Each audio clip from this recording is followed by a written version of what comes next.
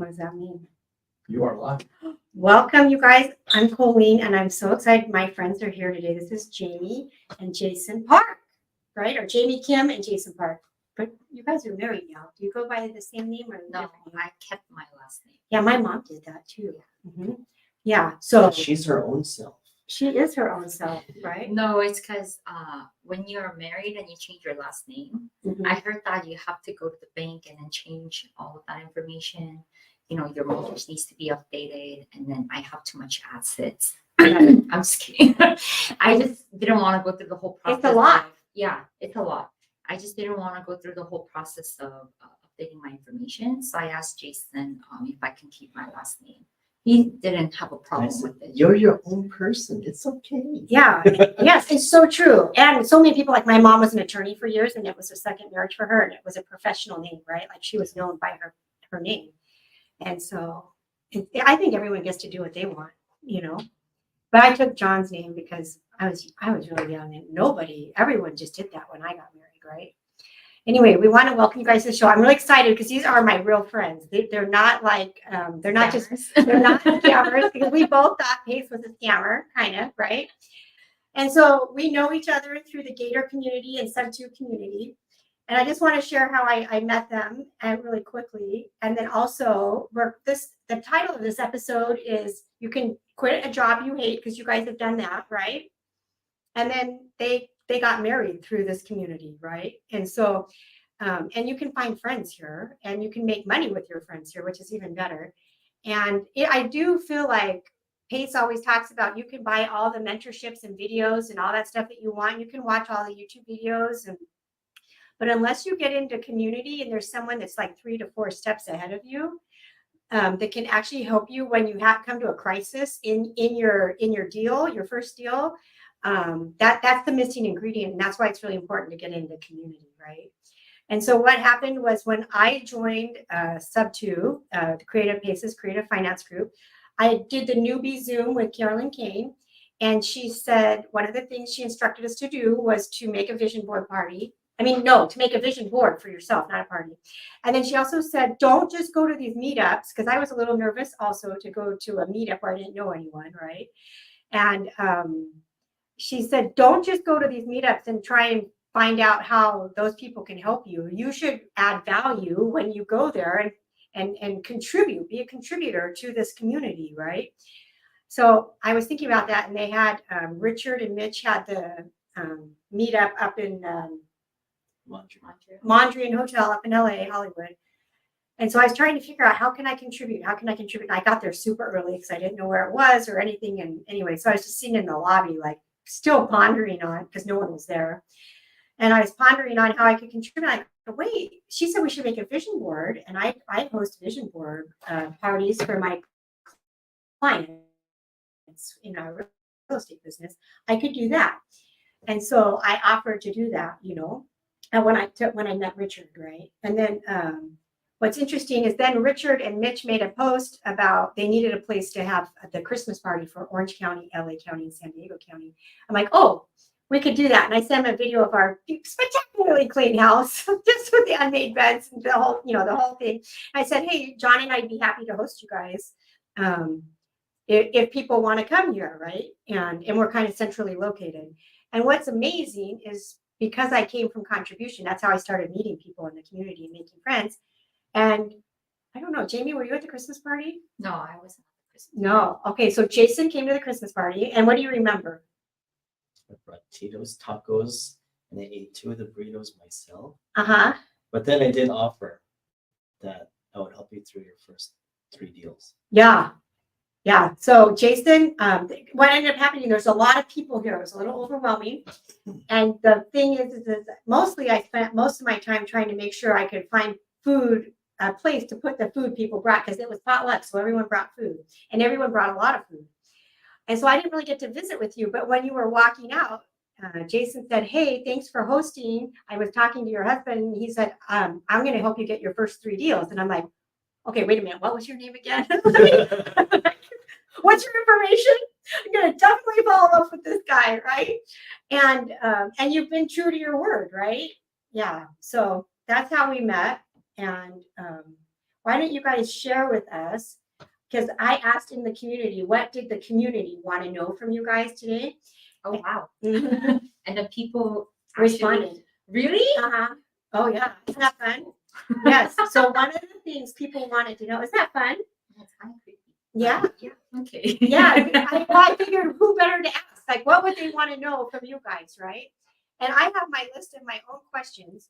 But one of the things someone wanted to know is like, what are the first steps to getting started in transitioning from being a W-2 job, which is almost everyone watching this has a W-2 job, right? And most people do not. Some people like their job, but most people are underappreciated and work. I've seen hours for. And then what happens is if they died and they didn't show up, they would just put an ad in the paper or hire for someone. sure. You know about Yeah. that, right? So share what how does someone start?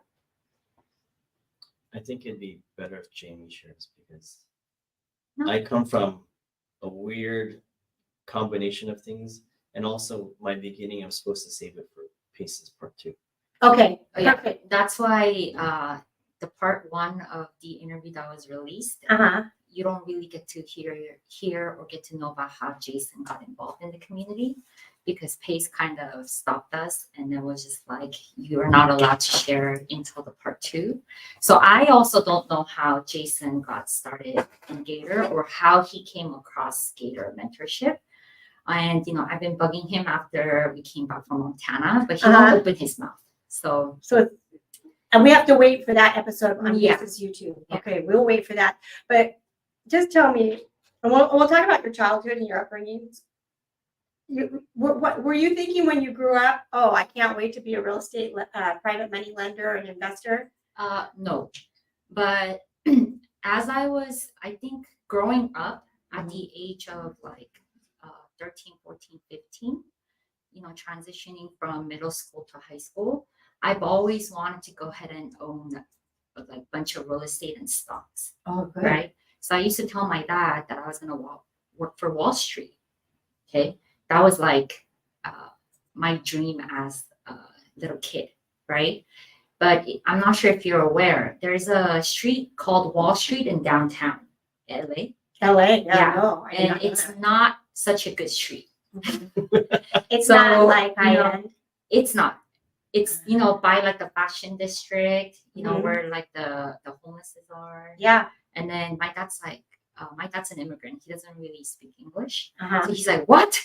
I brought you from Korea, and I'm doing all I can to go and support and raise you, and you want to go and do what? Work at Wall Street? Like doing what? And then I'm just like, nah, like I think it's a great opportunity. Like, like Trump owns it. Like, Uh-huh. he works at Wall Street. And my dad's like, oh, that Wall Street. He's like, yeah, you should all go for it, Yeah.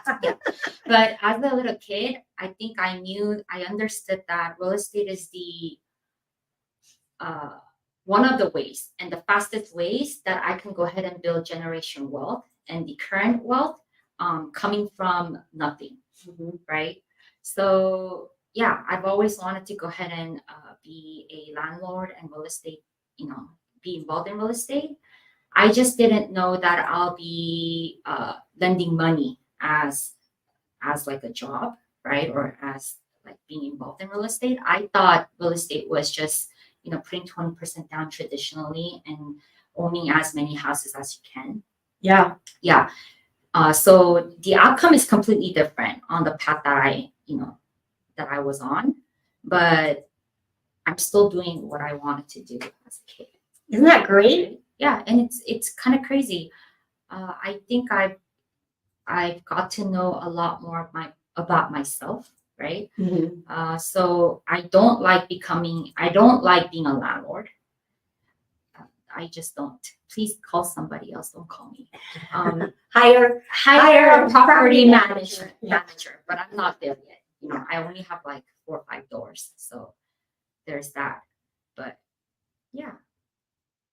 So I think to answer your question or the community's question about how you can get started in real estate or how you can transition is finding a mentor Mhm. who can go ahead and guide you and provide you with the steps that's proven to work because they've already done it before, right? Mhm. And I don't think I've mentioned this with my interview with Pace when I was in Montana. Mhm. However, I had the opportunity to connect with a new Gator this past week. We went out for lunch. He's Mhm. not in the community. However, he wants to go ahead and transition into real estate. And he reached out because he's also in the medical field and he kind of like resonated with my interview, right? So while we were eating lunch, I was talking to him and I was talking to him about the importance of community, right? Because when I transitioned from my W-2 to real estate, it was a complete different field. Like medical and real estate do not go with each other, right? Like my day-to-day looked like, dealing with patients, looking at charts, I also managed at like an upper level management. So, it's making sure like everybody's payroll is being done properly, vendors are getting paid, my HR is doing their correct job of, hiring, firing, whatever it may be, right? And then real estate is just, dealing with properties. It's similar in its ways, but Mhm. there's differences. So I felt kind of very, very lost when I left my W-2 job because I didn't know. I knew it was real estate was what I wanted to do, but I just didn't know how to get started, right? And having that community was very important because when you transition from a W-2 to being your own boss or an entrepreneur, Mhm. there's nobody telling you what to do. All of the sudden, like even if I was in upper management, I still have my supervisor, right? My direct supervisor who is checking up on me to making sure that I was executing the task that she was assigning to me, right? And then from the task that's assigned to me, I just kind of have the freedom to go ahead and execute them like my own ways. But still, I have to go ahead and report to my supervisor and get feedbacks, right? Yeah. I no longer have that. I was in charge of my own time, my energy, and my life, right? And it was solely upon me and myself to go ahead and make an income to go ahead and provide for myself and my family, right? And it was like I was scared and lost, right? And I was telling this newbie, the importance of having a community is when you're an entrepreneur, uh, there's nobody giving you feedback. So sometimes you may be going down the wrong path and you may be thinking that the decisions that you're making is going to go ahead and leading you down a right path and getting closer to your goal, right? But that may not be the case. And you don't know if that's actually the case until you get to the end and then there's consequences, You're right? running out of money. Or Running out something. of money or, like whatever it may be, Mhm. you don't realize it till you get there, right? And that's where the community comes in because in this community that Pace has created, I found, my husband Jason, I found friends like you, right? I found, I made relationship with people who's willing to go ahead and give me resources and advice and feedbacks, who I can just pick up the phone call and call, like, when I'm lost or when I'm feeling down, and they're ahead of me, right? So they're able to go ahead and give me the resources or the help that I'm looking for, or to guide me back on the right track. Yeah, which Right. is huge. Which is huge because I can talk about like what I'm going through with my regular friends, like my high school friends, my childhood friends, my college friends, but they're not where I am at, right? They're in like different fields. They're not at the stage of where I am at, so they do feel for me, but they can't really help solve my problems. Or connect you with a solution to your problem. Exactly, right? Mm-hmm. So it's like, yeah, find the first step would be join a mentorship, Mhm. right? Doesn't have to be Paces, but do join Paces community if you can. I think it's definitely worth it. For the money that you pay, the value that you get out of it is, tremendous, right? Pace's kind-heartedness and his goal-giver attitude rubs off on people. All of us. I feel like he All of attracts us, go-givers. Yeah, and then I think out of any one of us that's kind of like close to us, Jason can be my testimony or testimonial because I used to come from a very poor mindset Mhm. of I'm not going to share, I'm not going to give because if I do, they're going to want something in return. I have to be in it, and I'm in it for solely for myself, right? And I have to make it. Doesn't matter like what happens to others, right? And that's like a very, very poor mindset, right? And it took me about 6 to 7 months to go ahead and break out of that cycle and that mindset. And I'm still working on that mindset, right? But I think I've gotten a lot better because of A lot better. because I'm surrounding myself with the right people, Mhm. right? And putting myself in the right rooms, right? And being intentional with the people that I meet, intentional with my goals, being intentional with what I want to do, what I want to get out of it, right? And trying to, provide value. Like how you said, Mhm. when you had your Subto, introduction call, show up and find ways to contribute, Yeah. right? That helps a lot, right? So first step is find a community, join the community. Second step is go out and network with people, right? Find local real estate meetups that's near around you, right? Doesn't have to be, a Subto a top tier TC or Gator meetups. Just find local real estate meetups, right? Go out there and tell people what it is that you do as a business. Because if you don't talk about what you do as a person or what your business is, nobody can reach your mind, right? And then once you start building those relationships, you just got to look for people that you resonate with and can vibe with, because not everybody is on the same level as you, or generate same energy as you, right? Yeah. Or fit your personality or your needs, Mhm. right?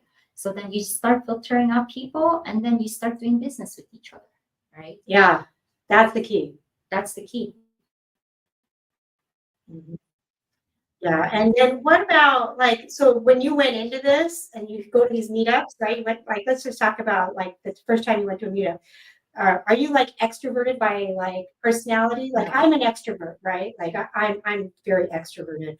So even me, my first meetup, like I was like, what the hell? I literally was driving there and I'm like, this is so freaking far. What am I doing? Am I out of my mind? I should go home. I was already tired from working all day, right? I was in horrible traffic, right? And I'm like, this is insane. Like, and it was expensive to park. I think it was like $30 or $40 to park there. And I don't know anyone. And then I get there and I'm like, oh, there's no one here. You know what I'm saying? And then the inner self talk is like, what are you doing here? Are you insane? Like you should, like, what do you think you're doing here? What are you going to say to people? Like, I don't know. And I'm an extrovert, right? So I don't know. Your personality seems more introverted to me. I am. So believe it or not, my first ever real estate meetup I signed up to go was JJ Azizian's picnic networking. Oh yeah. He does once a year here in Southern California. Yeah, he's awesome. And for whoever that's watching, you guys should go ahead and come and join us. I think we had about 200 to 250 people show up. Yeah, it's awesome. Yeah, and people fly in from different states to go ahead and participate. It's a great event to go ahead and network with people and get to, meet people, right? That's where Sunday, Juliet and Kathy Craig met. And then they started Ventura County that we're part of. Yeah. And we have grown so much from last year till this year. It's huge. The last picture I saw on social media was a massive group. It was massive. So next year will be, it happens at Griffith Park every single year. This year was, it kind of overlapped with Father's. Yeah, Father's Day. And it won't, right? yeah. Next week he won't be. I mean, Next year he already booked the date. It won't overlap, so please go ahead and reach out to JJ Azizian and sign up if you guys can.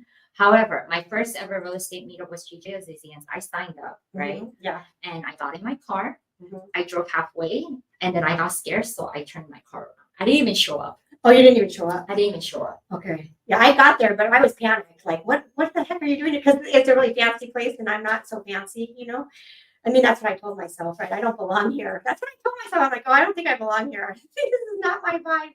But yeah, I was scared. And you turned around.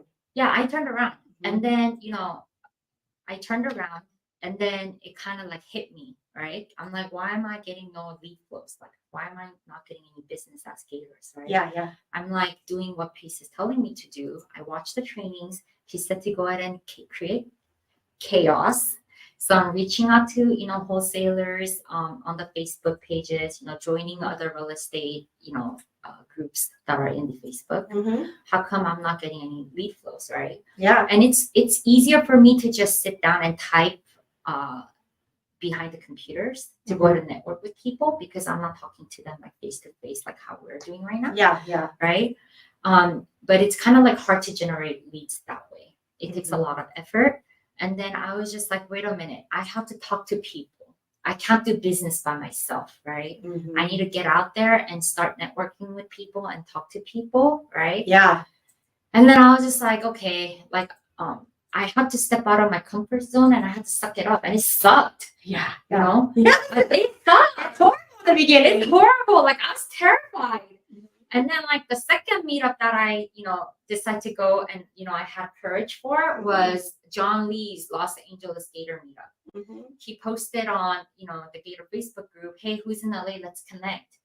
And then I was just like scrolling, during my breakout work. And I was just like, hey, I'm in LA, right? He wants to connect. I didn't know it was an in-person connect. So I commented on the Facebook. I was like, hey, like I'm in LA, let's connect. And then like he sent me a DM and he's like, hey, I'm having like an in-person gathering at Griffith Park again, right? It's like a famous spot for a meetup. And then he's like, this is the time, this is the date, like hope you can make it, right? So I was like, okay, I'm gonna go to this one because I chickened out on the last one. And then, so I went into work early. I arranged my schedule. I let all my staffs know at that time that I was going to be leaving early, right? And then, especially my assistant, so she can get everybody in line with, and then all of the tasks that needs to get completed before the end of the day, right? And then, as the time was nearing by, I started, panicking again, right? Like I'm not even in my car. I'm still at work, taking care of like, the tasks. And then I'm like going to the front desk to make sure that everybody's okay. And then my assistant comes. She's like, hey, like, shouldn't you be getting ready to like head out? And I'm like, no, I think like the back office needs my help with like ABCD, right? And she's like, no, I got it. And I'm like, no, I think I need to go and, help out. Start coming up with like all these excuses so I don't have to go. And then my assistant's like, no, I think you should go because you told me that you chickened out on the first one. Oh, she called you out on your stuff. She's like, I got you. She's like, I got this. And I'm like, of course, like I know she's got it, like she's great with what she does, that's why she's an assistant. But I was just like, no. And then she's like, no, I got it. So like, she puts my like tote back on and then like she pushes me out the door. She's like, see you tomorrow, right? And I'm like, fine, I have no choice to go. So I get in my car and I drive.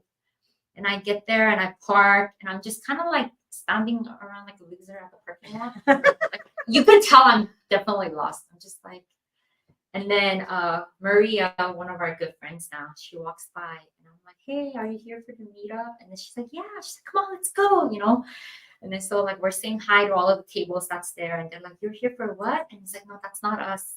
And I'm like, Maria, like, do you know, like, and she's like, no, like, we're gonna find them, right? And then we end up finding John. So I just kind of like stuck around next to her throughout the whole meetup. And then Jason showed up. So this is where you met Jason? Yeah, this is where I met Jason. Okay. Jason shows up, and then Maria's like, hey, go talk to him, right? Because I was there to network with people, but I was also there because I needed some advice, right?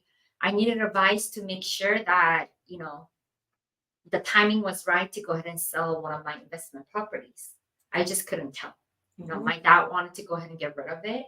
I didn't know anything about, real estate. And I just wanted to make sure that I was making the right decision and not the wrong decision, right? Because people around me were like, no, you should just hold on to it because the market is heading upwards, right? Oh, yeah. So they told you to not sell it. Not sell it. And then my dad's like, I want to sell it, And then so I was just like, okay, well, I don't want to be making the wrong decision because I already made a wrong decision once, right? And then not sold, and then the market kind of like dipped, crashed, right? And then I lost all of the profit equity that was in the property. So I was like, okay, I don't want the same thing happening again because that money can be used for my dad's retirement or whatever the case may be. So I'm like, okay, I need like somebody who can give me advice. I didn't even know what underwriting was back then. Yeah, because I'm so new. You didn't even know that. What is underwriting for people who are watching this that go, huh? What's underwriting? What is it? What is underwriting? Jason?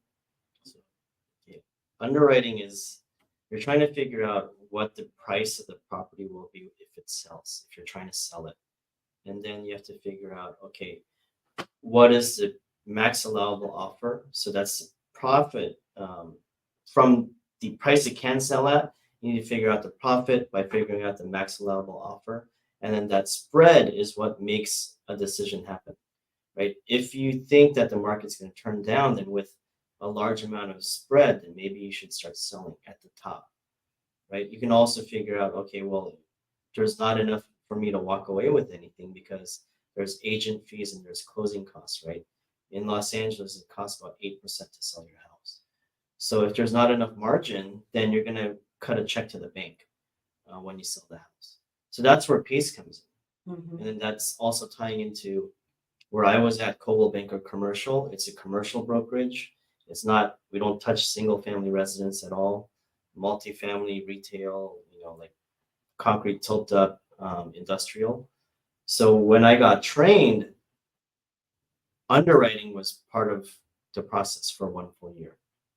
And so when Jamie, like when I was tired and exhausted because I'm an introvert too, and I was packing my bag and she asked me, "Oh, can you help me?" I'm like, "Oh my gosh, what's she talking to me right now? I want to go home." So But- what So happened was, love at first sight. no, No. yes, no, no. But I truly, personality, I was like, oh, her personality and where she is in her career and her mindset, like I was very attracted to that. But like everything else, I'm like, oh, whatever. Yeah. Interesting. So she asked for help at the meetup. no, I didn't ask for help in the beginning. I just didn't Oh, know no? who to ask. Okay. Right, and I wasn't really talking to anybody. I was just standing there like a weirdo, just listening to people talk and Mhm. just saying hi when they say hi, and that was it. I didn't even know what to talk about, And then So somebody- anyone can do this, right? anyone can do it. If I can do it, Yeah. you can do it. That's what I'm saying. So just know you don't have, because a lot of people say, "Well, you're so outgoing, Colleen," but you are not outgoing. Like I'll go talk to people. Do you know what I'm She saying? was weird. She was like awkward as heck. Awkward, right? Yeah. So and you felt awkward and it emanated out of you, right? Because our energy introduces us, right? You know what? There's no point of trying to even seem professional or comfortable. Mm-hmm. And then I tell this like looking back at my old messages when I was reaching out to people versus reaching out or connecting with people now. Mm-hmm. Not in just networking, right? I'm talking about when somebody sends me a DM about wanting to go ahead and borrow some money. Yeah. Right. Mm-hmm. In the beginning, I didn't know what to say. And I wanted to sound all professional. So I was Googling it and looking up and I was throwing words there. Looking back at it, I sound so stupid. And then you know what the cool thing is you didn't take the imperfect action, even though you Right. look stupid. Right. But taking those actions, Mhm. help me, perfect my pitch. Yeah. Right. And then so now I sound a lot more professional or, better. Right. It Yeah. makes more sense. Right. So we all need to start somewhere. Yes. We need to take action. Right. Mhm. And it's just stepping out of that comfort zone. That's kind of like fearful, Mhm. right? Yeah. But if you can't get past that point, you can't really do anything in life, No. right? If you're staying in your comfort zone, there's no growth, Yeah. right? It will always stay the same, or even get worse. Right. Right. And I think that that's one of the steps. You have to get comfortable being uncomfortable. Yeah. And looking like you don't know what you're doing. I know that when I was frustrated with my first deal, I met with Jason and Jim and them, and I at Jim and Elizabeth's house because we meet every Monday. And I'm like, yeah, and we're going over deals and stuff. And Jason asked me how it's going. I'm like, oh yeah, I'm done with that guy. He goes, what do you mean you're done with that guy? I'm like, oh yeah, I'm done. I don't want to talk to him anymore. And we had a difficult conversation, the seller and myself. And I was like, yeah, I'm not talking to him again. And he's like, well, tell me more about it. And as I unfolded it all, he goes, oh, Colleen, this is totally workable. You can totally call him back. And he told me what to do. And what are you and John willing to do? What's the price you want to offer? What's the, the interest rate? What's the down payment? What are your terms that you're comfortable with? He goes, you just need to go talk to him again. He goes, it's not like a one-time thing. Because Right. in my real estate world, where I come from, you work it out back and forth a little bit, but then that's it and it's done. You're just done with that person. You go on to the next person. Do you know what I'm saying? So I was taking that experience and applying it to buying creative finance, and it doesn't work like that because you're dealing with people's emotions and their home, and but you need someone further ahead of you, because I was like, oh, we're done. That's a dead deal. To me, it was a dead deal, right? Dead lead. But then after I talked to Jason, he's like, oh no. And literally I said exactly what Jason said to say. Exactly. And I mean, I even told him, hey, I think we got off on the wrong foot on the last phone call, and I wanted to apologize for that. And this is, I was talking to my partner, and this is what we feel comfortable offering. Would you mind talking to your wife and getting back to us? And literally the next day we opened escrow, right? And we had our transaction coordinator even get on a Zoom and help answer the questions about the forms and everything. But I think you have to have that community, because you don't know what you don't know. That's the problem. Right. Or in other words, you only know what you know. Yes. Right. Mm-hmm. So that's the importance of having a community, because you get the support that you need, and you get the help that you didn't even know that you needed. Yeah. Right. Because you thought it was a dead lead. Yeah. In just Jason's eyes, it was a live lead. Yeah. He's like, oh no, this will totally work. And he was right. Like 30 days later, we owned that house because I sat down at and came to a meetup at Jim's house where we meet and go over and underwrite things.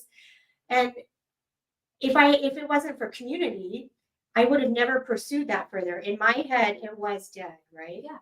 And I think that you can't learn this stuff from YouTube. You can watch all these videos and you can learn, but you actually have to roll up your sleeves. Exactly. And get in community. So that was my hurdle, right? Because I misunderstood taking action, right? Because I joined Gator, I binge watch all the trainings. People get all hyped up and excited because this is new information that people don't, that's not really out there available to the public. Yeah. Right?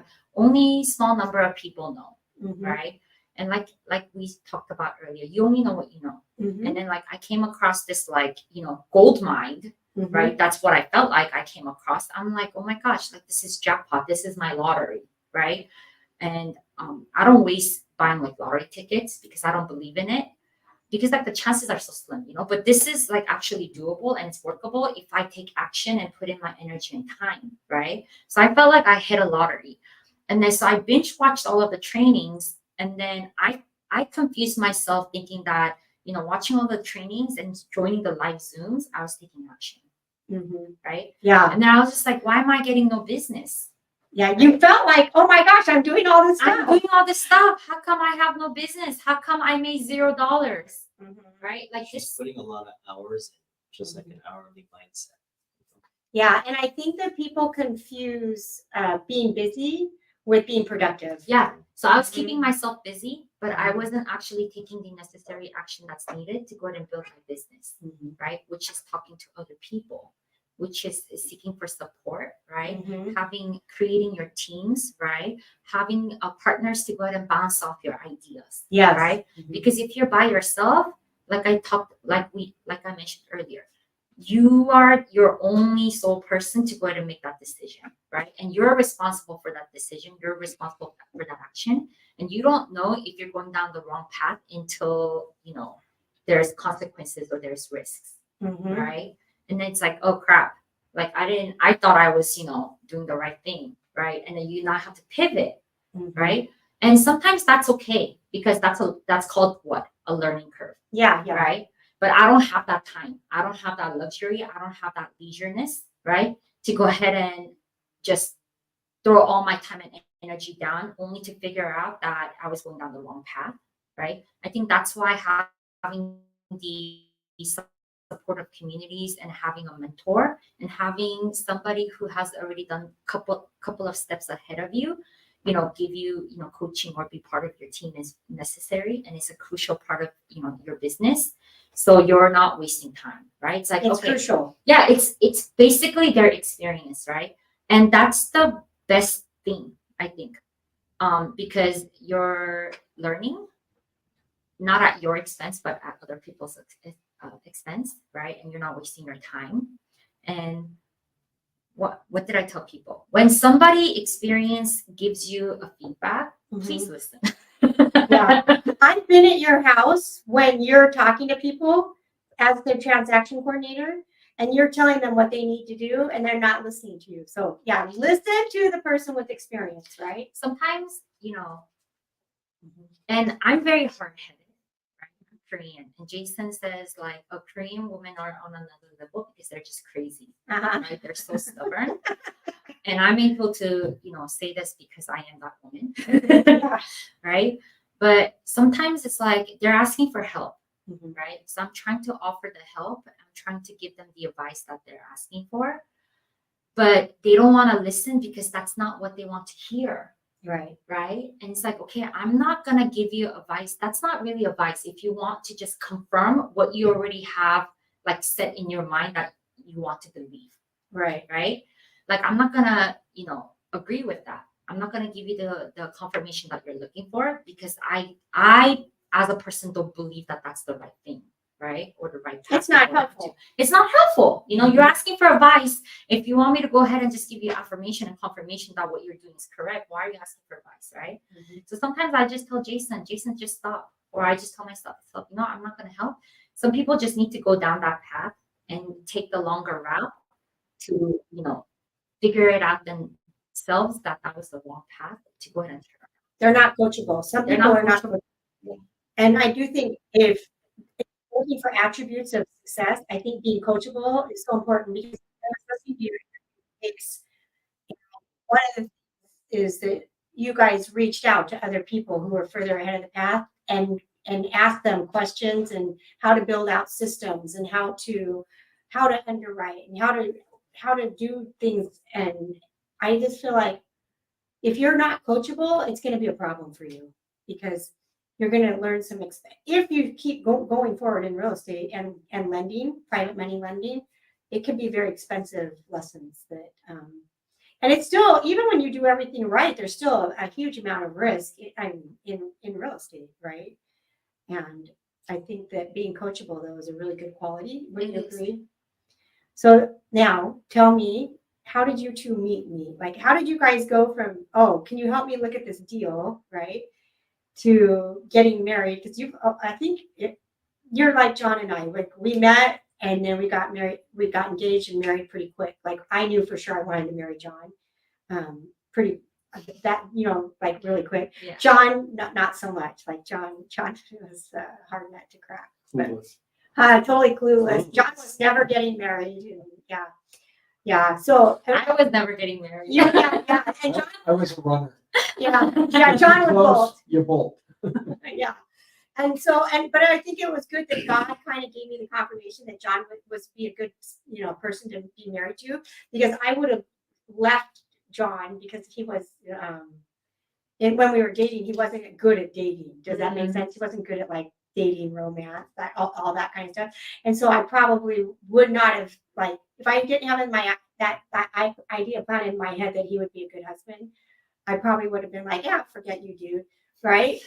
And I'm just saying, so I think it is amazing how God brings people together, Oh, right? for sure. So how did God bring you two together? How did it work out? So, going back to the meetup story, I needed help with underwriting and I was just, hanging out. And then that was the day that Pace was releasing Gator 2.0, how you can white label hard money lenders to go ahead and, make money. Mm-hmm. And then he was doing a release video on like a live training video, announcement video. So we all went over to Forage, where I ended up having my reception at the end for our reception. But we went over to Forage, which is one of Jason's good friends' restaurant that Jason helped consult. Yeah, because Jason is an amazing chef too.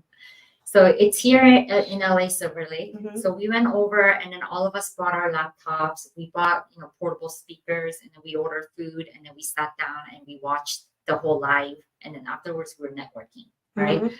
And then Jason was here. Mhm. Maria was here, I was here, and then somebody else was here. Uh-huh. So there was a buffer in between us, Uh-huh. right? Thank heavens. There was a buffer in between us. And then Jason's like, we're just talking, and then Jason goes, all right, I'm gonna have to head out because I still have work to do, right? And then I'm like, crap, I didn't get my help that I came to look for because I was being so awkward and like introvert that I didn't talk to anybody, right? And then I was just like, oh, but I really need the help. Like if it's not now, like I don't know who I can ask, right? So I'm like, okay. And then so he packed up his backpack, he got up, and then I walked up to him like a creep, right? And then he was facing this way. I walked up and I was like, hey, right? And then he turns around and then he's like looking at me. I'm like, he's like, hi. And I'm like, can I ask you a question? And he's like, sure. And I'm like, well, it's nothing related to Gator. But it is related to real estate, and I just kind of like need help with like my personal situation. Uh-huh. And he's like, okay, like, what's the question, right? And I was like, well, I have this investment property, my dad wants to sell it because he doesn't want to manage it. People keep on telling me the market's gonna trend upwards. I feel like it's kind of like at the peak and it's gonna crash. I just want to go ahead and time it right. Like, do you think it's right time to sell or not? And then he's like, here's my number. Right? He's like, text me the address, and then when I get home, I'll underwrite it for you and I'll send it over to your email, right? And I'm like, what's underwriting? I'm like, I don't know what that is, but okay, because he's willing to help, right? Yeah. Yeah. And then I'm like, okay, this is the help that I need, right? So like we part ways, and then that night he like delivered what he said he was going to deliver. He underwrote my property. Yeah, he did follow through. He underwrote the property and he emailed me the Excel spreadsheet, right? And then it's like, it's nothing like I've ever seen before. Very detailed. Oh, very in depth. Mm-hmm. There's the address, what the value of the market is, and like the houses, how much loan I have, and then like his advice or opinion of why he thinks it's what he thinks, like what his opinion is, with all of the articles and like the YouTube videos and everything. And he got it over to me like in less than like 2 hours. I know, he's incredible, like the best underwriter. Because we parted ways around like 9:30ish, Mm-hmm. and then he sent it to me before midnight. Mm-hmm. Right? Impressive, Jason. It's the repetitions, people practice. Right? You get better at it. Yeah. That's another thing. Practice. Yeah. You'll get better. And then so I was like, okay. And then I just said thank you, and then we just kind of like ended the night there, right? Because I had some like work to do at home. And then I was just like, okay. So I said thank you. We ended it there. Next morning, I went to my job like a normal day. And then, my whole day went by, and I was like, okay, I'm going to go to the gym to go ahead and relieve some stress. So I go to the gym and I park, and I'm walking in, to the facility. And then I get a text from Jason, right? And then the text message says, you don't look like somebody who would be driving a minivan, right? And then at that time, I was like, what? Why is this creep doing a background check on me? Yeah. Right? Uh-huh. Because did you drive a minivan? No, I didn't. I don't drive a minivan now. But my first ever car that I got when I got my driver's license was a hand-me-down minivan, Toyota Sienna minivan from my dad. Oh, so you did drive a minivan. So I did drive a minivan. I just didn't have a minivan now. Yeah, right? yeah. But he knew. He knew. I thought he knew. So I'm like, this creep. I asked him to underwrite my property, and he's doing a full background check on me. Like, where does it even state, in like what kind of platform does it even state like the cars that I've been driving in the past, right? Yeah. And I'm like, how'd you know I drive a minivan, right? And then the next picture I get is a picture of him with his 6 feet screen. I've seen it. And then there's a satellite view of my property with my dad's current minivan parked. Oh, that is so funny. Right? So I've mistaken it as, he did a background check on me and then pulled up my previous minivan, but it was like my dad's current minivan on my property. So I was just like, oh, okay, that makes sense. I was like, that's not my car, that's my dad's minivan. So I was like, you're right. I don't drive a minivan. I drive a compact car, right? Like a sedan, not a minivan. And then we just started talking to each other, right? And then one day I was just like, hey, what are you doing, right? And then he sends me a picture of a dozen of croissants, right? And then as a joke, I was like, oh, where's mine, right? Like sharing's caring. And then he's like, oh, I'll buy you some this weekend. This coming weekend, right? Uh-huh. And then I was in San Francisco. He's Okay. like, oh, this is like my favorite croissant place. It's in San Francisco. And I'm like, you're in San Francisco and then you're gonna buy me some croissants. So like you want me to come over to like SF? Like what? That makes no sense, right?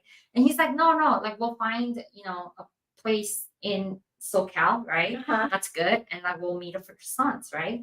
And then at that time I didn't think much of it. But like now, like looking back at it, like like that was like a date. Yeah, Right. It's pretty impressive to go from a pickup line. But I don't think you would drive a minivan to croissant. Yeah, he hit me after we got married. I was like, oh, I think it hit you when Pace called To please call it out. it 'Cause- out. yeah. But I was not that I was super interested because she was a freaking weirdo at the meetup. In the beginning. Yeah, like absolutely, like socially awkward. But she was managing 30 something people a day, Mm-hmm. right? I'm coming from the restaurant business where I'm also managing 30 to, at one point in San Francisco, I was managing 200 people at a time, right? So the stress that we received managing people, Mm-hmm. and that's the hardest part, the people, not the business, not the 16 hours a day. Because she works 7 days, like all day.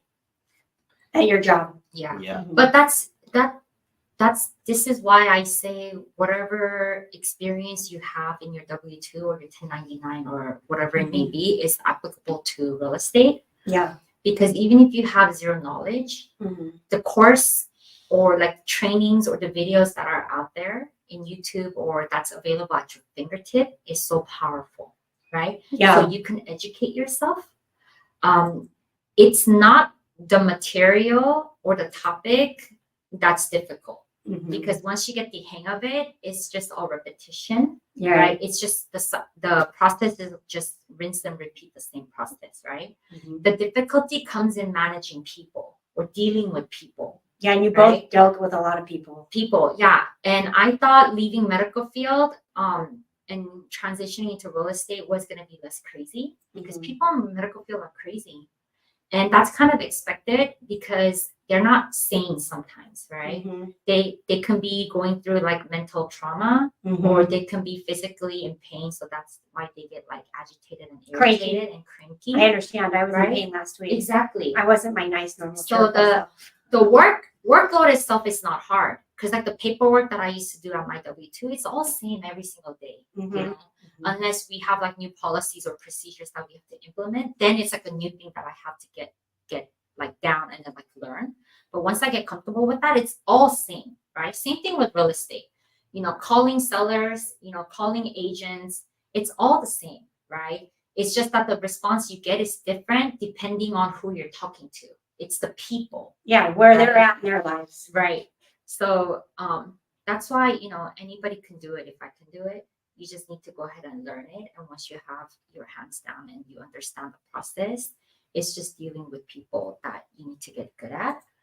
But my first date with Jason was crazy because that This day, is the croissant day. yeah, Uh-huh. that In day Los Angeles. Yeah. it was in LA. yeah. The place is called Carl's, Mhm. artesian chocolate and croissants. So they make their own chocolates and then they Is bake it in LA? croissants. It's in Pasadena. Oh, Pasadena. Yeah. It's super good. It's really good. Everyone should go there with a K or C. C. C. CARR, I think. Yeah, it's Okay. in Old Town Pasadena. Okay. So check Someday it I'll out. have to go there. Check it out. And then it was crazy because that day I was driving and then my MRI unit in my facility decided to break down. And then if you guys probably don't know, there's no way of you guys knowing unless you work at the facility. Like the schedule's packed back to back to back because all of our scans are in between 20 to 30 minutes. And we're open from 6 a.m. till 10 p.m. So 20 minutes, one patient. In an hour, you can get like 30. yeah. And then times that by how many hours? Because we have techs on rotation, so they don't go to lunch. So that machine is just on from 6 a.m. to 10 a.m. from 7 days a week, right? So I get a call from my technician, the machine's not working. I rebooted it, it's not working. I did a hard shutdown, it's not working. That means I have to call maintenance. It's Saturday, right? So the maintenance team are on call and it's very, very hard to get an engineer out onto the site. So while I'm driving to Jason, I'm running late because I'm like trying to like coordinate everything on the phone. And then even like when we met in person and like we're having a conversation, I'm like, I'm so sorry. I have to answer this. I have to get this. Right. And then so I felt very, very bad because like I'm there to have a conversation and to like, I thought I was there to network with him, right? I didn't know I was on a date. So I'm not trying to network with him. Right? I was trying to get to know him. Right. Yeah. Constantly getting like, disturbed. And then like, that's not a respect to somebody, who like offer their time to come and like, spend some time, offer their time to you, so I felt so bad. But he was so like understanding. He's like, no, I got it. Like, I understand, like, get this, right? And like that, I think that was like one of the biggest factors that kind of like led me to go ahead and like marry Jason, like down that path of like marriage, is because work is very important in my life. I used to tell and all of my friends know this, like, oh, I'm gonna work, right? And my husband needs to stay home and like watch the kids. Like that's like my personality, right? And my career comes first before anything else. Yes. You like right? working. I love working. It's not just like working, it's like having something for myself and like building a name for myself, right? And at that time, like where I was in that stage of my career, like I had a name. I had like worked my way up to something, right? And I was recognizable within the organization, right? And so like in that organization, I think No, there are like Jason. 52 different locations. Out of all of them, she ranked number 1 or number 2. So she's very good at what she did. I think she undersells what she used to do. Yeah. Yeah. Anyways, But so it's stressful. I feel like maybe in that moment, because it was a stressful work day for you, right? That it was very endearing that he was so nice about it and supportive. Yeah, because Right. every single Jason, that I've dated previously to Jason or have met, like everybody's okay in the beginning stage, and then they're fascinated by it because like oh, she's like responsible or like whatever the case may be, but that kind of like gets kind of like disturbs your relationship and kind of like breaks your relationship because I'm taking my laptop on our anniversary trips. I'm always on my phone answering people, even I'm off the clock, right? Back in the day. Yeah. Because I am in charge and like well, they fall report apart. to me, right? It'll And so fall I have to respond. I can't just leave my stuff hanging, right? That's not what supervisors do, so I have to respond.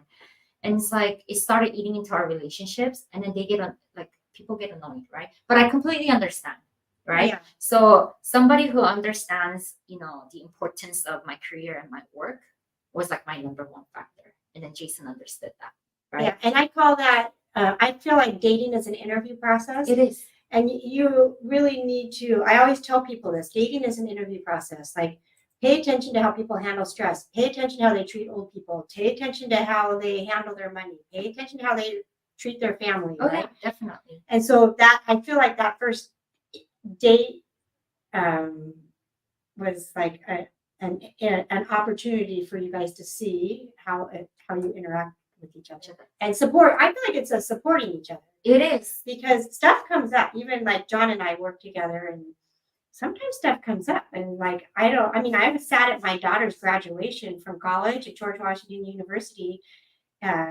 writing an offer while the other kids were going through, but like writing an offer on a deal. Do you know what I'm saying? Because something happened, and I like the way Pace does things because he really believes in family and creating time and freedom to have fun with your family. And I like that you got to shift away from that. Right. And then, but real estate's more crazy. Now I'm just like 24, Jason and I are 24/7. Yeah, but it's more on your terms. Right? You're building something for you guys. So it definitely gives you the freedom, right, that I've been looking for. So one of my goals in life was to be able to go ahead and travel while working, right? And like my ex did not understand that. He's like, how can you be traveling and like working at the same time, right? And I said, well, we'll just need to go ahead and find something where we don't have to be physically tied down to a location, right? And then you're able to make money, which is real estate. Now you can go look, like, tell me about the travel you guys do and work. Where do you guys go? So in the past Busy. year, I think we've been to Hawaii like 4 times in the past year, right? We've been to Hawaii 4 times. We were at Squatter Summit in Florida for Squatter Summit and then fun lunch before Squatter Summit, so Florida. And then we were in West Virginia for the portfolio purchase. We had to go ahead and do due diligence on the 14 properties. So we were in West Virginia. And then we were in Vegas to go ahead and door knock. And then Pittsburgh in Lawrenceville to go ahead and check out Rose's ground up construction for the townhomes. And then where else? That's about it. No, Montana for Day Pace. with Pace. And then we're flying to Ohio tomorrow to check up on our fix and flip project. And then after that, we'll be heading back to Big Islands to go ahead and check out our 19-acre retreat center. So it definitely does give us the freedom, right? To go ahead and the flexibility. I don't need to go ahead and report to somebody or ask for permission to get days off. It's on my own terms and on my own time. That's a big shift. It is a big shift. I was watching Pace's video, and one of the things I wrote down, let me see, was that when your mom moved to heaven, they wouldn't give you time off, right? And if you have a family tragedy at this point, you can take as much time as you need. You don't need anyone's permission. Oh yeah, we don't. And I think that really pierced my soul when you showed that, because I feel like so many people sacrifice everything for these companies that they work with and work for.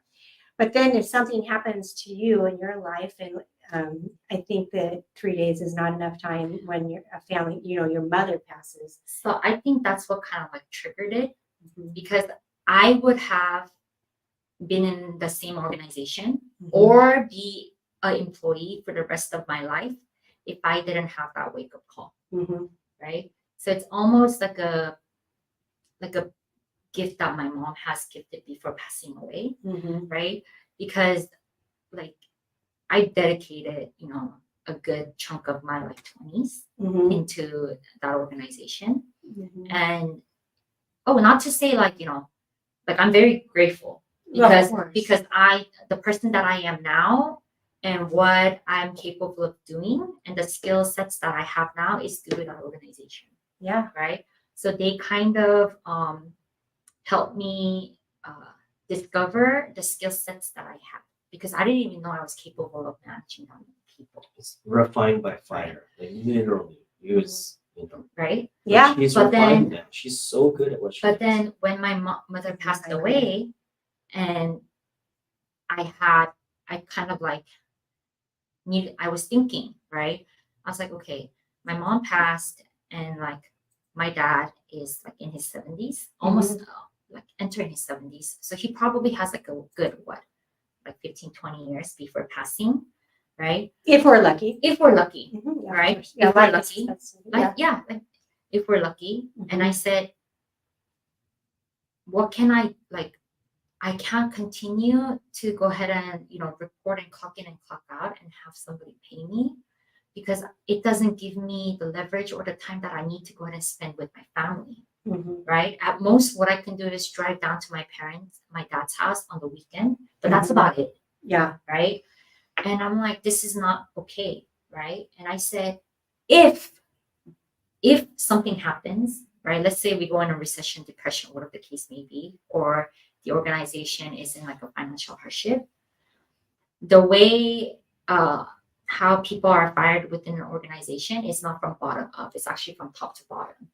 And I'm not sure if people are aware. It's because the bottom people are the people that do the daily grinds, right? So they're crucial to the organization. If they're missing, the organization is going to start collapsing, right?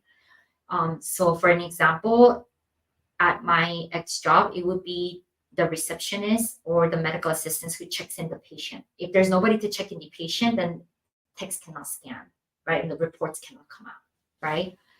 And then the reason they fire from top to bottom is also because it's more effective to go ahead and cut down my cost and my salary than to go ahead and fire 10 people that's beneath me. Yeah, Right? you're expensive. Yeah. So my head is on the line first, and then it trickles down within the organization of my facility. Right. And then I'm just like, I'm replaceable at any time. Right. Doesn't matter if I'm spilling all my energy and my time into this organization, bending over backwards for them.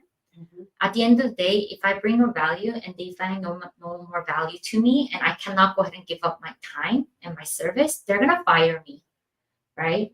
And I'm like, what can I do? What can I do outside of my W-2 that even if I get fired, I can continue on my living expenses, right? And I don't have to go ahead and report to somebody. And that was the Gator mentorship. Yeah, and I think that how do you find deals? Like, how do you guys find deals? Like, if someone's thinking, okay, that's great, she went to a meetup, she joined a community, she has to get comfortable being uncomfortable. Now that they've reviewed all this stuff, they're in the community. How does someone land on their first deal? Why? If no one knows you, then how do they know you do anything? Right? You Yeah. have to meet people. Like Squad Up was great for the Pace Marby community because there's people that we have done business with, and we're in Zooms with them scheduled 3 times a week. So I've seen these people for over a year. Some people. But it also goes back to like, okay, if you meet people, you can potentially do business. If you're shy, and I'm introverted too, I turned around 2 or 3 times in my car before I showed up to the location, to meet people.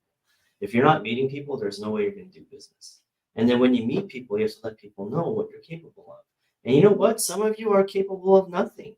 Like I'm not capable of anything either, like especially in the beginning. But then what I quickly learned is there's people that will become your partners and that are your friends, and their skill set, you work as a team. So don't try to do things solo. Yeah, in fact, Pace had us get accountability partners when I was new. And my accountability partner's first deal went south, and she was going to quit. And I don't want to say her name or anything, but she was going to quit, like for real. And I just had this feeling I needed to call and check on. I knew it was stressful, obviously, right?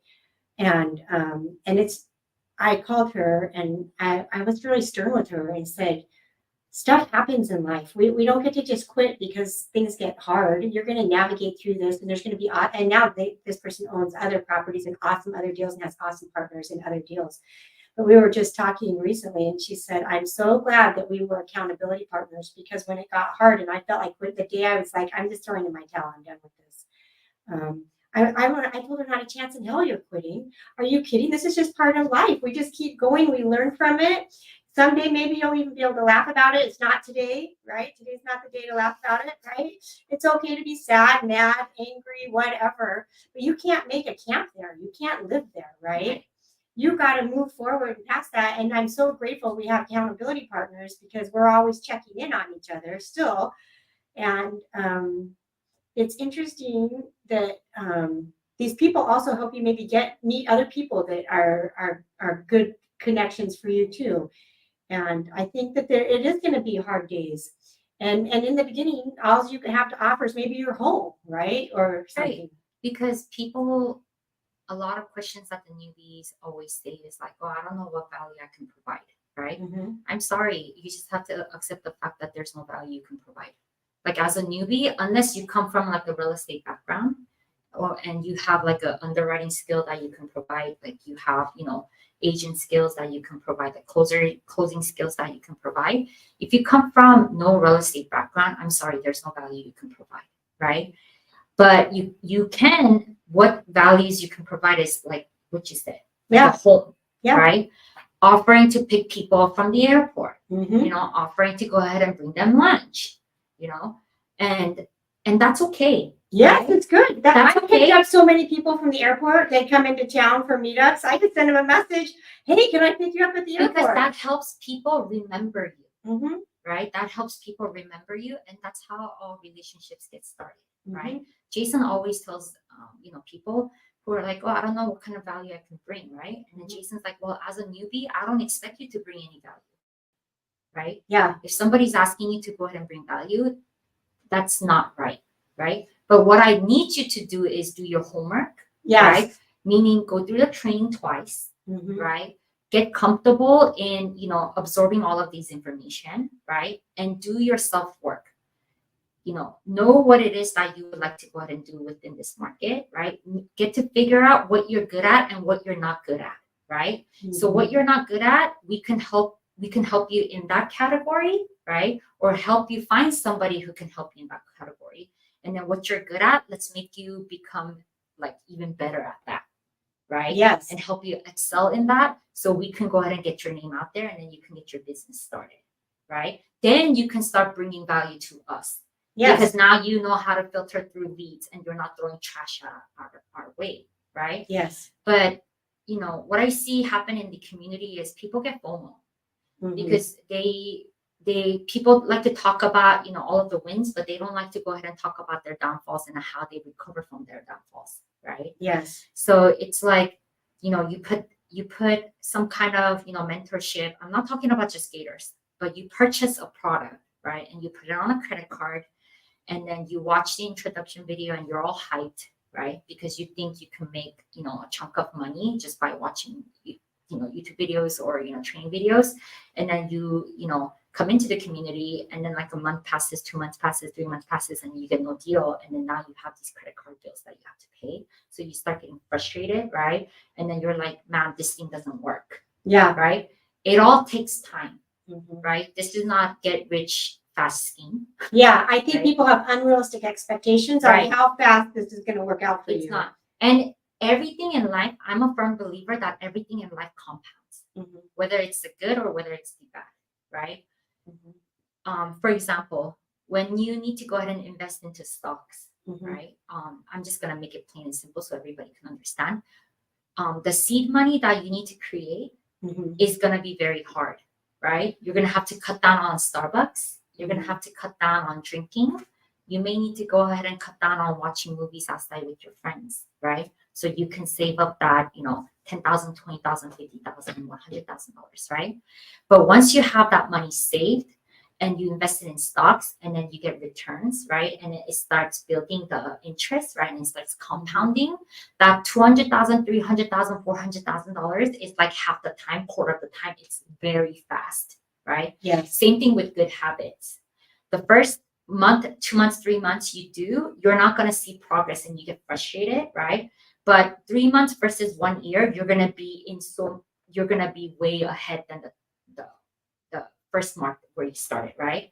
It's going to go ahead and get you to do things better, like faster, right? Mhm. Same thing with bad habits. Drinking, the more you drink, like it's going to deteriorate your health, like worse and worse and worse. And it Okay. compounds like this, right? Really fast. Yeah. So anything that you do in life compounds, right? So in the beginning, you're going to get super frustrated. Like I was frustrated, and then you get burnt out, right? Because you're spending your time and energy and you see nothing in return, right? Yeah. And I was telling Jason, I'm like, I'm done going to these meetups. I'm like, it's stupid. Mhm. All I do is go talk to people and tell people what it is I do. I'm giving them values, I'm giving them advice, but I get nothing in return, right? It's like, I need to have something at least in return, right? And then Jason's like, well, that's because you're not networking with intention. You're just going around saying hi to people and then, you're trying to build a relationship with everybody. That's not how you do it, right? You need to cast your net wide and then start narrowing down with the people that you actually want to go ahead and build relationships with, right? And I mentioned this in the beginning, because not everybody fits your personality needs and not everybody has the same morals and ethics and value as you, right? So you're giving to the wrong people. Yes. And they're the takers. And they're draining you. And they're draining you, right? Mhm. And then I'm Yeah. like, okay, well, I've been doing this for 6 months. How much more do I have to do to go ahead and see the leads coming in, right? I'm sorry, I had to do it over a year. Yeah. Right. A year. And that's the truth, right? Yeah. And that's because I came from no real estate background and experience. If I knew if there's one advice that I can go ahead and give to people, Yeah. is That's going to be one of my questions. is- So, yeah. do the self-work, Mhm. right? Meaning get to know yourself as a person, right? What kind of person you are, right? what your values are, what your moral and ethics are, right? What you like to do and what you don't like to do, and what your goal is and where you want to go, right? And what you want to achieve. And you need to be focused on that, right? And I think we need to be extremely honest with ourselves. You need to be. And that's why it's people overlook that, right? Mhm. Because it kind of gets scary, Mhm. right? Being true to yourself and finding out about yourself, because it's the deep in works that you shove down deep there that you're going to have to take out and work on to go ahead and better yourself, right? But the faster you get to know about yourself, the goal becomes much more clear and the path becomes more clear, and you can say no to people, and it's okay to say no to people, right? That's really important. Because if you are just giving out your time and your energy, that's just to the other person, it may be great because they're getting value, but to you, that's a distraction away from your goal, right? And then so I think Kathy was gonna go ahead and give me the book, The Art of Saying No, No. or something like that, which I'm still waiting for Kathy, if you're watching this. I know, She Because was busy until this weekend. I used to, say yes to everybody. because you're people pleaser, probably. Yeah, I am. All of us were raised to I be am. that way, right? Oh, good, Jamie. Yeah, because we're told, oh, it's good to be a people pleaser, but being a people pleaser is not good for business. Right. It's just a distraction away from my goal. Mm-hmm. Yes, and then let's circle back before we wrap it up. How did you guys go from the meeting of being at the place in Pasadena with your catastrophe at work and the croissants to getting married? Quick synopsis of how we made that leap. How did we go from there to there? So I think Jason and I met, I think like 4 more times after that. Mm-hmm. And then on the 5th time, he picked me up to take me out to dinner. Like, we're Mhm. going to grab dinner together. And then after dinner in his truck, he was like, so like, I would like to go ahead and date you. Right. So Is that an intention? it's with an intention. Uh-huh. Hopefully leading down to path of marriage. I'll probably be the healthiest person that you ever met in your life, right? Yeah, he eats very clean. Right. But I did get really sick. And then so he's like, you don't have to worry about that. And I said, Jason, I don't think my worry is your health. I think my worry is your age, because Jason and I are 18 years apart. Oh, really? I didn't even know that. Yeah, we're 18 years apart. And See, I'm learning something new here, Jay. so I said, Jason no was so young. father in the world would be okay with their daughter marrying somebody that's 18 years older in an Asian culture, Is that a problem? right? Yeah, that's a problem. Mm-hmm. Yeah, Right. even in white culture. Because think about it. White You know culture, what that my dad said the first time he met Jason? What? Why is a young man like you shaving your head? Right? Uh-huh. And I'm like, Dad, he's bald. And then my dad's like, oh, okay, that makes sense, right? Uh-huh. And he's like, you've never been married before? You don't have children? Like, have you been divorced? Because of his age, Mhm. right? It's kind of like given that he was like married once and like it didn't work out, right? Mhm. Or if you're that old and you're not married, there's something wrong with you. Yeah, and I think Like- that's a weird thing that we think, right? I think that a lot, It's true. and people think that, right? Or is it It's true. I It's believe true. Because think about it, Colleen. All of the You good, are? if You seem wonderful to me. so, if you okay. put people into like a product, Uh-huh. if you're a good product, people are gonna snatch you off the shelf. Oh, really? Probably. Right? Yeah, I hadn't thought about that. I just think, I don't know, I just feel like every pot has a lid, and then the lid and the pot comes together when they're supposed to come together. No. That's my No, philosophy.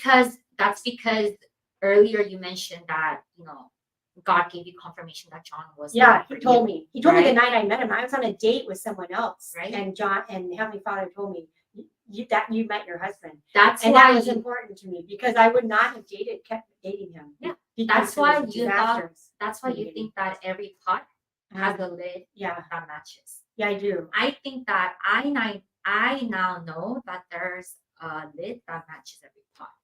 And Yeah. for those who are watching, ladies and gentlemen, please do wait, because having the right significant other in your life is the most crucial part of your success. And actually, Cody Sanchez says the same thing in one of her YouTube videos that she released like last month. She said the bonus to my success is having DRISE files in your life.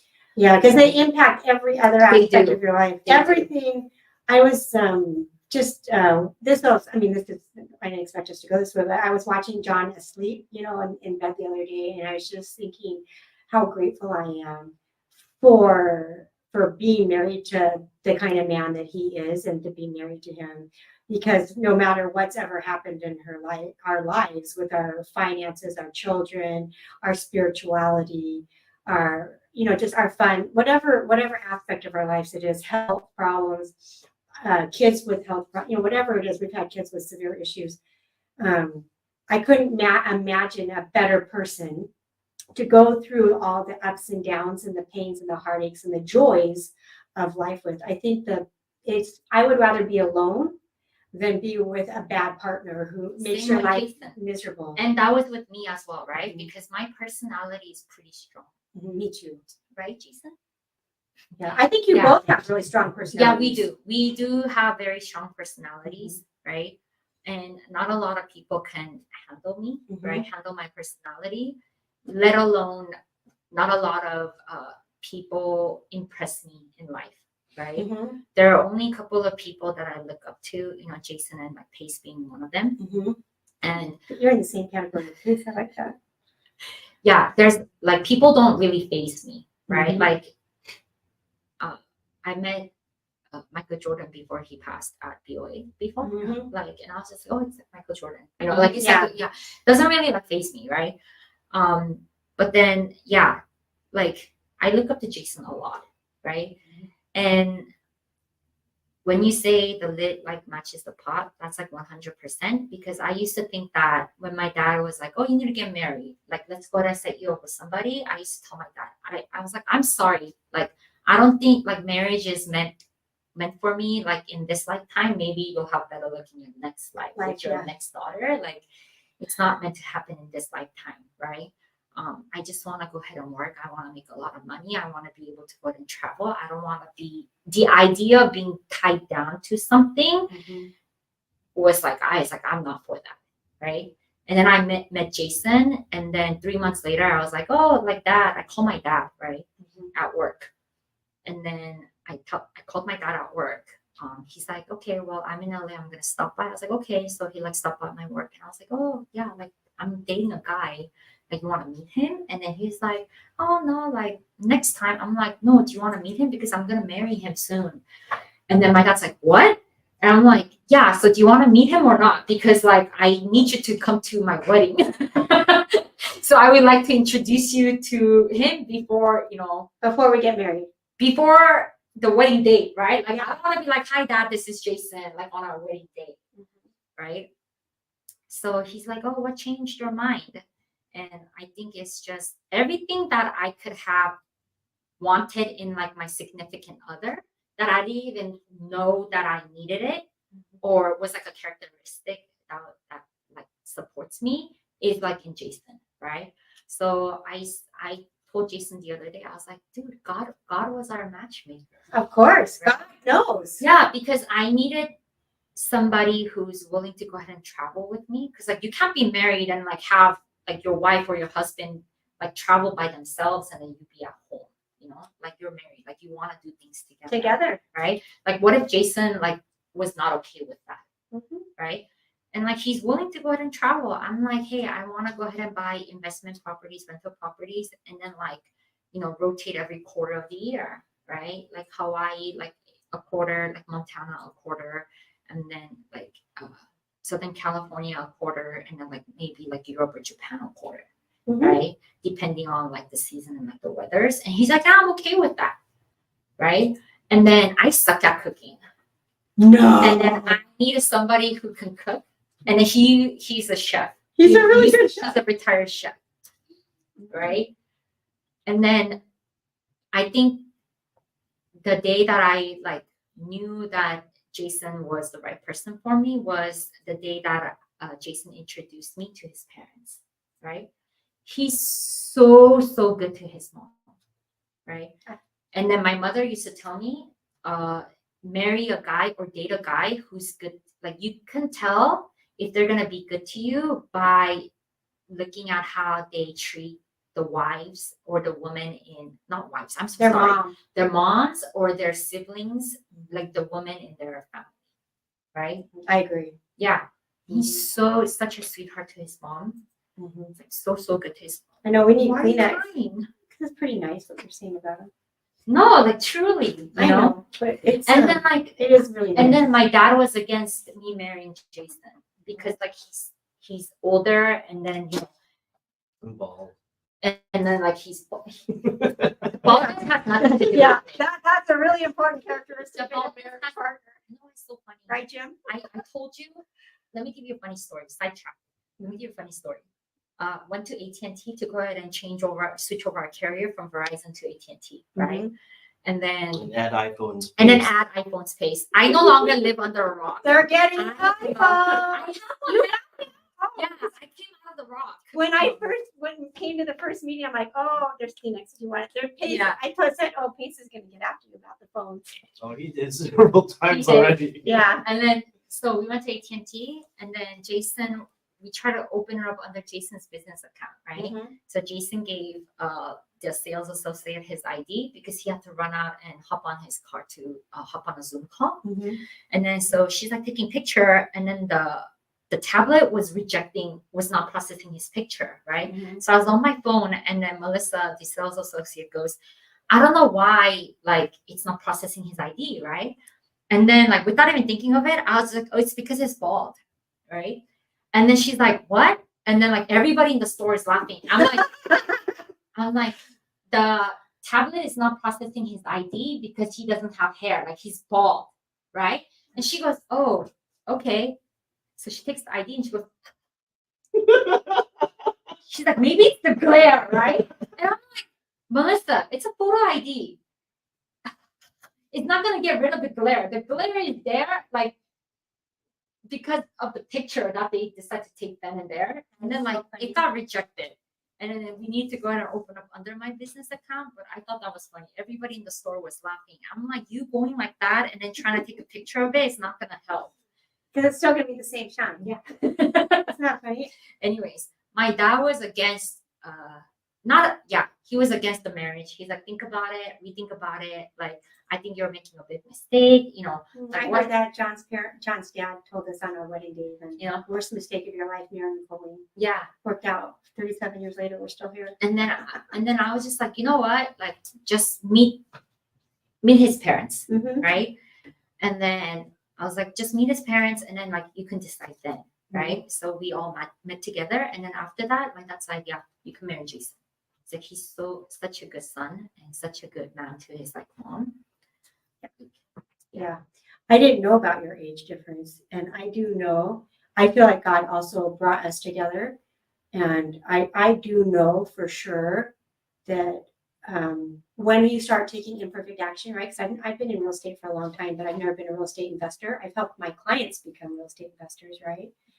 But I know that God knows in my heart and in John's heart what our goals and dreams are for our generational wealth and for our family and the legacy I want to leave, because there's certain things we want to accomplish in our lives, and they're huge goals, right? Like it might seem crazy and impossible to other people, and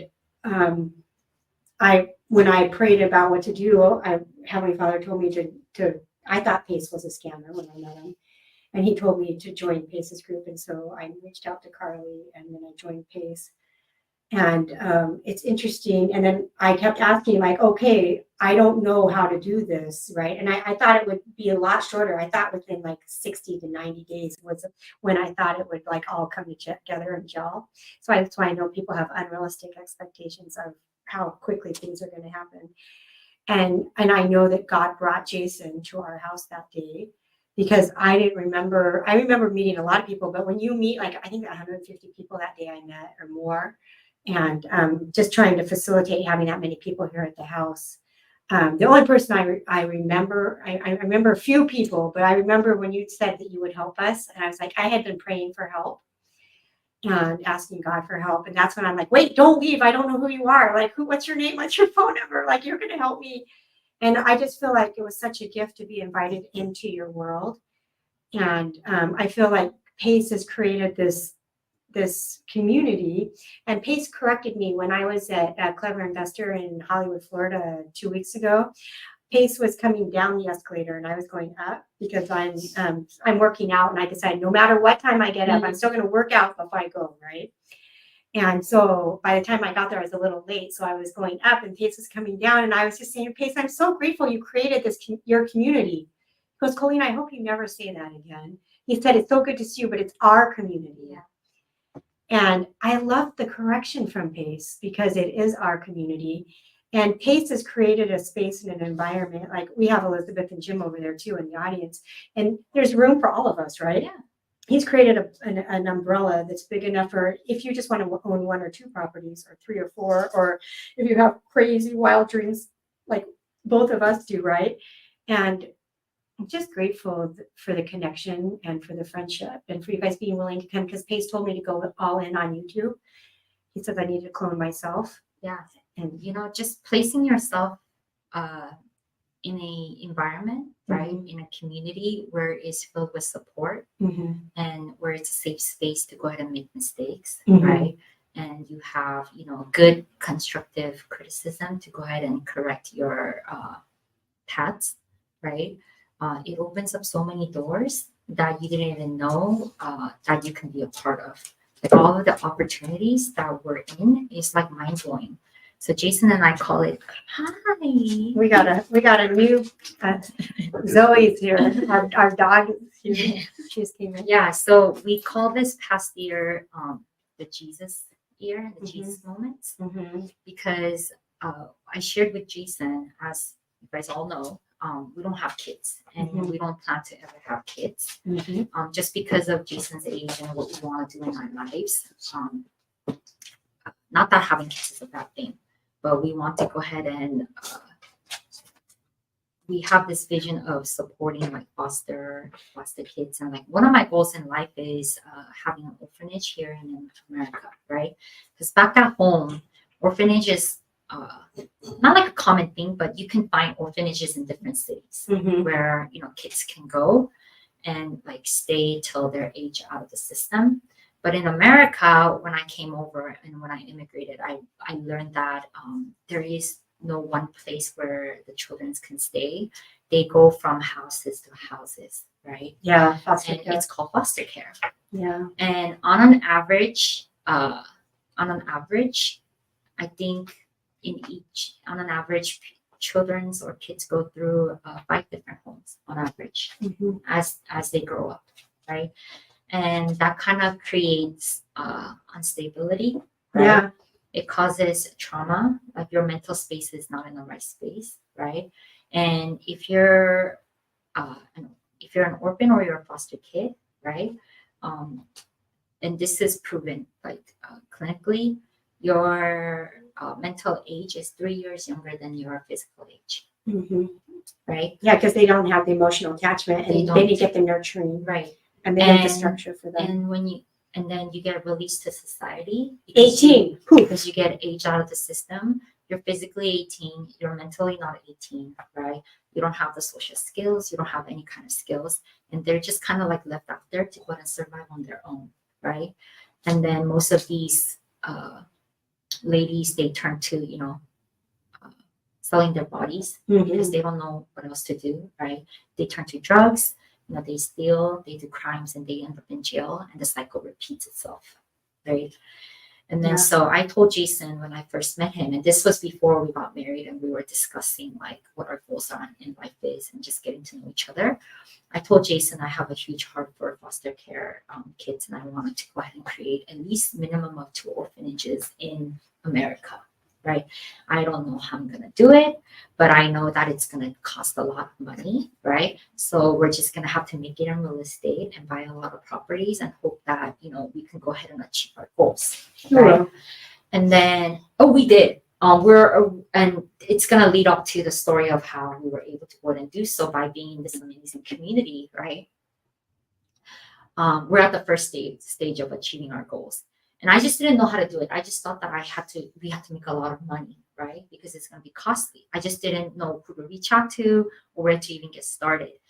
And then so Jason's like, okay, instead of, nurturing our own 1 or 2 kids, we can nurture many, right? By doing the orphanage.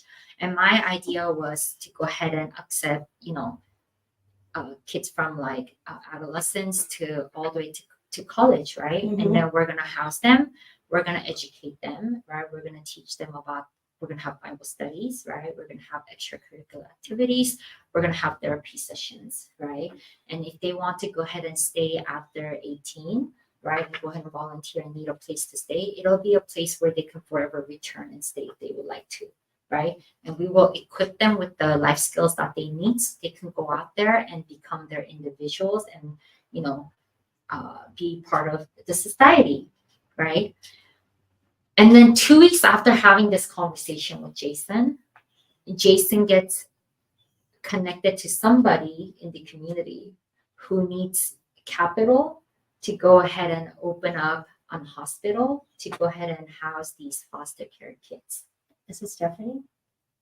No, someone else. I'm doing a call with a lady named Stephanie who is doing co-living for kids that have aged out of foster care. And this, I'm going to help her this hospital, because I really believe it. yeah. There's no one helping these kids. Yeah. They have no one.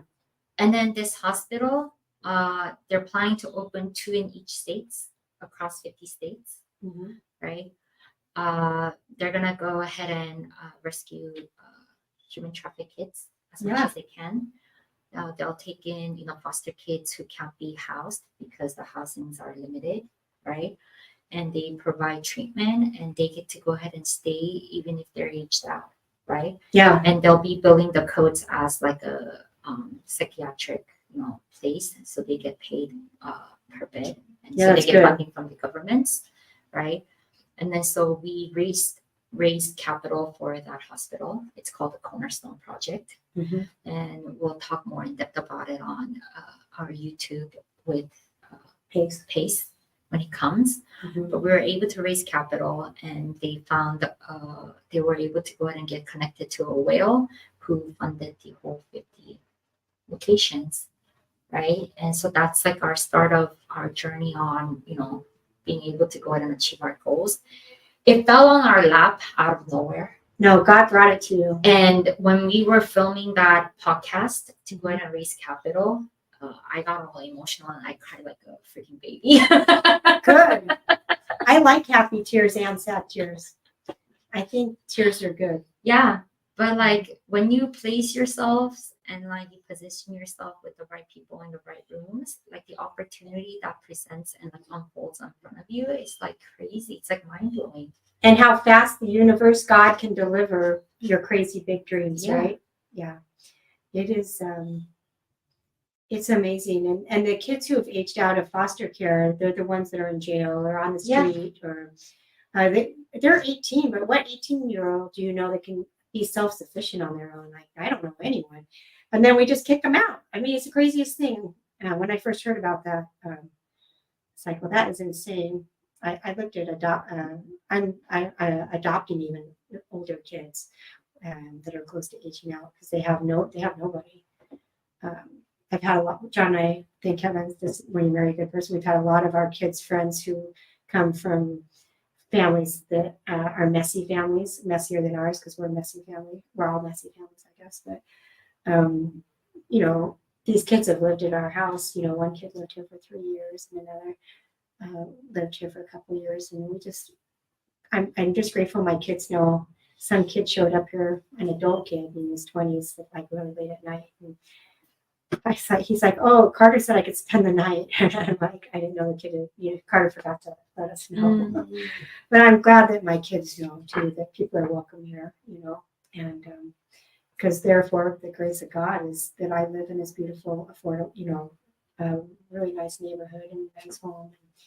I came from a really stable family, myself, and I don't know. And I met a stable husband. Do you know what I'm saying? Like it's just, we just don't know. But I do feel like we're all connected. Right.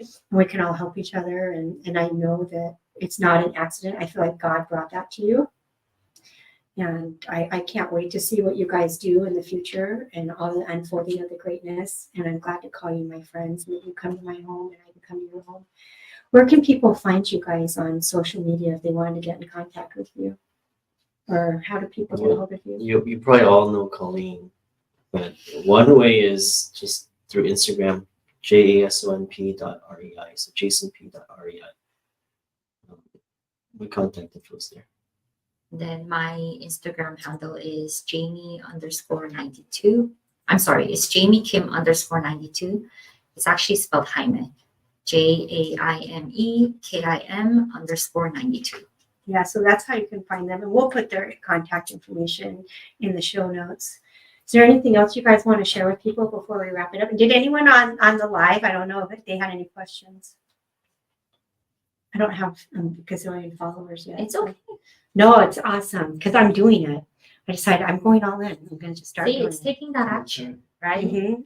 Overcoming the imposter syndrome. Yes, because You want to be perfect, right? Yeah. When you present things, and then that hinders you from getting started. yes, And then you're just like, whatever, and then you give up. nobody wants to start small, right? But everyone had to You start have small. to start somewhere. Yeah. You just have to suck it up. And then I told Jason this. I'm like, so I'm good at many things, right? Mhm. But I cannot drive the freeway. It scares the crap out of me, and I have anxiety attack, right? I almost pass out. And then and I get really frustrated when I think about it because I'm like, Jason, like, why can't I drive the freeway? Like everybody else does it like mindlessly. They do it so seamlessly. And like, what's wrong with me that I can't drive? Mhm. Right? And then Jason's like, it's okay if you can't drive the freeway. Like, you're good at so many other things, right? Yes. But it's like I'm good at so many other things that I'm just fixated on that one thing that I'm not good at, and I beat myself up for it, right?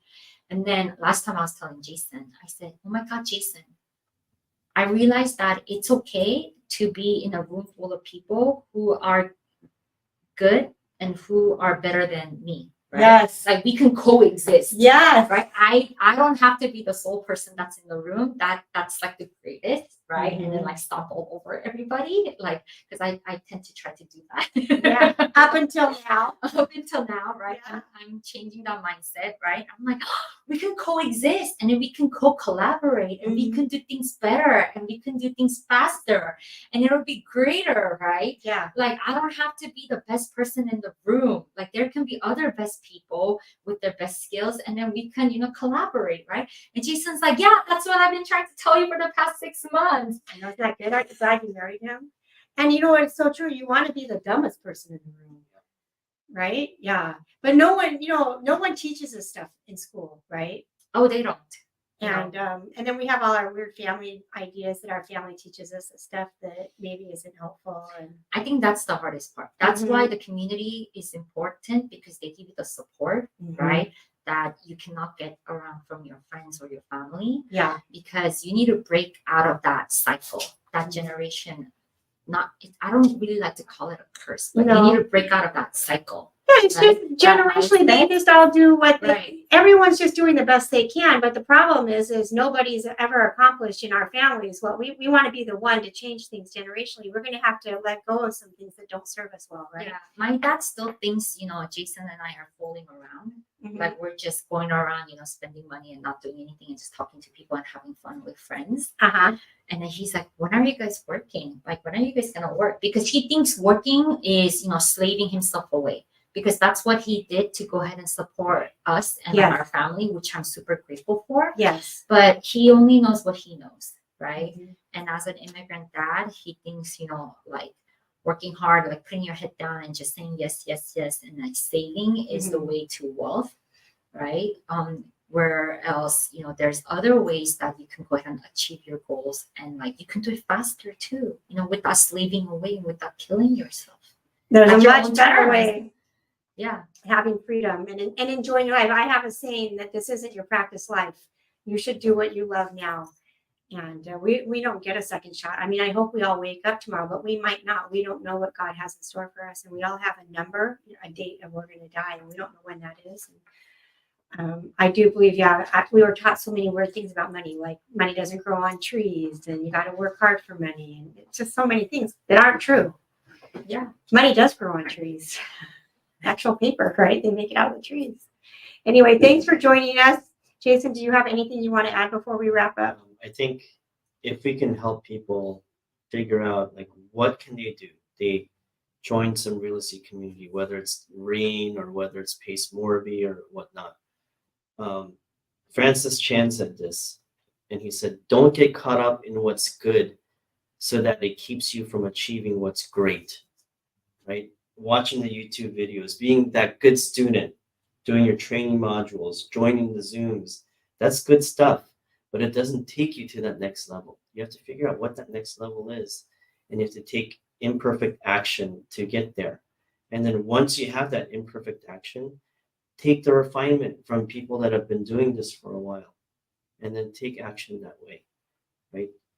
You need to get into the work to see what you're good at, what you love, what you hate. After that, refine yourself and constantly refine. Be coachable. And then with the coaching, you will achieve the next level. I don't do all this by myself. I have amazing people that help me out, right? I can call up some of the other leaders in this community and they will help me. Why? Because when they tell me to do something, I do it. Yeah. You know, so That's the key. that's the key. Like, I'll give you 2 or 3 shots. If I ask you to do something and you don't do it, I have so many other people that will do exactly what I say. And then they have fruit from the action that they take. Yeah, like I have a house now in Yeah. Texas, Yeah. right? And our son now lives in that house. And then he just found a guy that is he moved in this weekend, another guy. We're in with him. Texas. Tomorrow. Tomorrow he moves in? Yeah. Oh, So tomorrow. that's okay. Yeah, house hacking. Where in Texas? In Maine or outside of Austin. Oh, that's kind of far from Dallas, huh? Yeah, 3 hours, I think. Okay, because I was gonna say, when we were spot up next year, Oh, 'cause I it's know. in Dallas, Texas. Yeah, we could maybe stay there. Drive by. Yeah, wouldn't that be fun? But We could buy a house there though before then. Huh? We could buy a house in Austin. I mean, in DFW, right? Wouldn't that be fun? market's correcting. So Yeah. Jason, Jason watches 20, 30 hours of, market stuff and it likes to analyze and likes to go ahead and, not foresee, but kind of like plan accordingly Yeah. to how the market is turning. So we're kind of pivoting from like short-term lending to like long-term lending because Jason and I think that we're going to be in recession next year.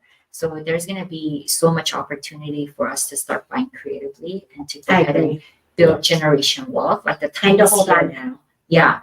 So Yeah. we're kind of like Buy and pivoting hold. we're kind of pivoting our business strategy. And then we had a meeting with our capital partners who want to go ahead and invest this with us, what our strategy is going to be and why we're pivoting. And, we provided like resources and things like that. But next year is going to be like phenomenal. I know, I'm excited. Everyone should gear up. Warren Buffett didn't sell all his stock for nothing. Oh, yeah. He's gearing up. Anyway, thank you for joining us. This is Born to Be Brave. Like and subscribe. Share this episode with other people. And we're just grateful you joined us. And our audience, thank you to our studio audience and for John Lowe making this possible here. And we're grateful for you guys. And thanks for being on and just for being awesome people and sharing from your heart. And I can't wait to see the next 5 years. It's just going to be incredible, right? Thank you for having us, Colleen. Isn't this This was a fun? fun time. Yeah, it was really a good one. So anyway, you were born to be brave, and only if you'll bet on yourself, right? Like you don't do, I don't do the Powerball or lottery either, but I bet on myself big time, and I'm grateful for that. And I'm doubling down, like I'm all in. So anyway, thanks guys. I believe in you, and it's not your practice life. Like don't be living your life for someone else. This is it. Start doing stuff for you. So thanks for joining us. Thanks, babe.